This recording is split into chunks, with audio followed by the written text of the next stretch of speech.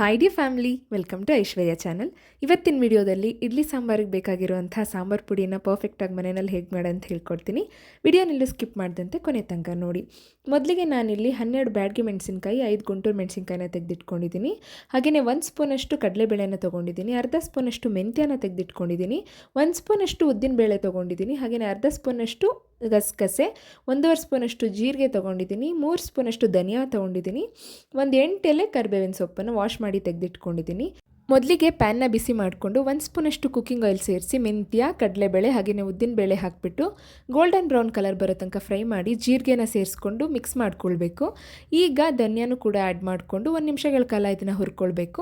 ಇದ್ರ ಜೊತೆಗೆ ಒಣಮೆಣಸಿನ್ಕಾಯಿ, ಬ್ಯಾಡಗಿ ಮೆಣಸಿನ್ಕಾಯಿ ಹಾಕಿ 2 ನಿಮಿಷಗಳ ಕಾಲ ಫ್ರೈ ಮಾಡಿ ಕರಿಬೇವಿನ ಎಲೆ ಹಾಕ್ಬಿಟ್ಟು 1 ನಿಮಿಷ ಫ್ರೈ ಮಾಡಿಕೊಂಡು ಗ್ಯಾಸ್ ಆಫ್ ಮಾಡಿ ಹಿಂಗು ಮತ್ತು ಗಸಗಸೆನ ಸೇರಿಸಿ ಒಂದ್ಸಲ ಮಿಕ್ಸ್ ಮಾಡಿ ತಣ್ಣಗಾದ್ಮೇಲಿಂದ ಅದನ್ನು ಒಂದು ಬ್ಲೆಂಡರಿಗೆ ಸೇರಿಸ್ಕೊಂಡು ಸ್ಮೂತಾಗಿ ರುಬ್ಕೊಂಡ್ರೆ ನಮ್ಮ ಸಾಂಬಾರು ಪೌಡರ್ ತಯಾರಾಗುತ್ತೆ. ನೆನ್ಪಿಟ್ಕೊಳ್ಳಿ, ಈ ಸಾಂಬಾರು ನಾನು ಆಲ್ರೆಡಿ ಅಪ್ಲೋಡ್ ಮಾಡಿರುವಂಥ ಇಡ್ಲಿ ಸಾಂಬಾರಿಗೆ ಬೇಕಾಗಿರುವಂಥ ಸಾಂಬಾರು ಪೌಡರ್. ಪರ್ಫೆಕ್ಟಾಗಿ ನಿಮಗೆ ಹೋಟೆಲ್ ಸ್ಟೈಲ್ನಲ್ಲೇ ಬೇಕು ಟೇಸ್ಟ್ ಅಂತ ಹೇಳಿದ್ರೆ ಇದೇ ಸಾಂಬಾರು ಪುಡಿನ ಬಳಸ್ಕೊಂಡು ನೀವು ಇಡ್ಲಿ ಸಾಂಬಾರು ಮಾಡ್ಕೊಳ್ಳಿ, ತುಂಬ ರುಚಿಯಾಗಿ ಬರುತ್ತೆ. ಈ ರೆಸಿಪಿನ ನೀವು ಕೂಡ ಮನೆಯಲ್ಲಿ ಒಂದ್ಸಲ ಟ್ರೈ ಮಾಡಿ ಟೇಸ್ಟ್ ಹೇಗಿತ್ತಂತ ಕಮೆಂಟಲ್ಲಿ ತಿಳಿಸಿ. ಹಾಗೆಯೇ ವಿಡಿಯೋ ಇಷ್ಟ ಆಗಿದ್ದರೆ ಲೈಕ್ ಮಾಡಿ, ಶೇರ್ ಮಾಡಿ. ಮತ್ತಷ್ಟು ಹೆಲ್ದಿ ಆ್ಯಂಡ್ ಟೇಸ್ಟ್ ರೆಸಿಪೀಸ್ಗೋಸ್ಕರ ಐಶ್ವರ್ಯ ಚಾನಲ್ನ ಸಬ್ಸ್ಕ್ರೈಬ್ ಮಾಡಿ, ಪಕ್ಕದಲ್ಲಿರುವಂಥ ಬೆಲ್ ಐಕಾನ್ನ ಕ್ಲಿಕ್ ಮಾಡಿ. Thank you so much for watching Aishwarya channel. ಎಲ್ರಿಗೂ ಒಳ್ಳೆಯದಾಗಲಿ.